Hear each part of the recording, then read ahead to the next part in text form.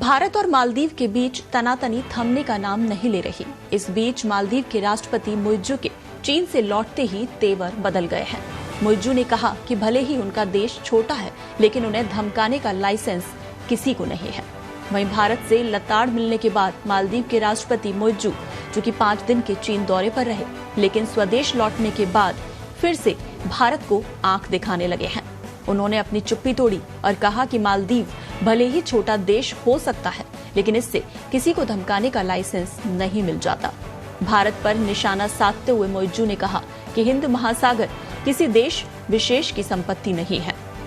दरअसल मालदीव के राष्ट्रपति मुइज्जू का चीन का दौरा इन दिनों खासा चर्चा में है। 5 दिन बीजिंग प्रवास के दौरान मुइज्जू ने चीनी नेताओं और उनकी मेहमान नवाजी की जमकर तारीफ की। उन्होंने चीन के साथ कई अहम समझौते भी किए। मुइज्जू ने समझौतों के साथ साथ चीन से मालदीव में पर्यटन को बढ़ावा देने के लिए मदद भी मांग ली है।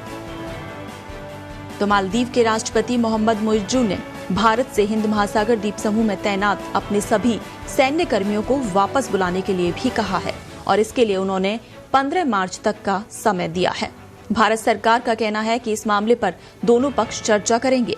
मुइज्जू ने ये मांग ऐसे समय में की जब इस मुद्दे के समाधान के लिए दोनों देशों की ओर से गठित एक उच्च स्तरीय कोर ग्रुप की पहली बैठक माले में हुई।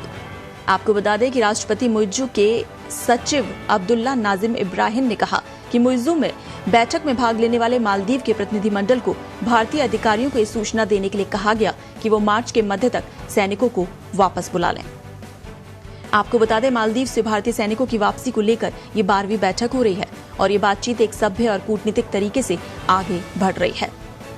वहीं विदेश मंत्रालय की ओर से जारी एक बयान में कहा गया है कि दोनों पक्षों ने मालदीव के लोगों को मानवीय और चिकित्सा सेवाएं प्रदान करने वाले इंडियन एविएशन प्लेटफॉर्म के निरंतर संचालन के लिए समाधान खोजने पर चर्चा की और सूत्रों के मुताबिक मालदीव में 2 हेलीकॉप्टर और एक विमान संचालित करने के लिए लगभग 77 भारतीय सैन्यकर्मी मौजूद हैं। बयान में कहा गया कि दोनों पक्षों में चल रही विकास परियोजनाओं के कार्यान्वयन में तेजी लाने सहित आपसी साझेदारी को बढ़ाने के लिए द्विपक्षीय सहयोग से संबंधित मुद्दों पर भी चर्चा की।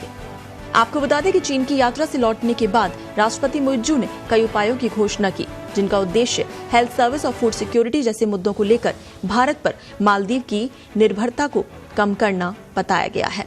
तो मुइज्जू ने भारत से कहा है कि मालदीव से अपने सैनिक वापस बुला ले।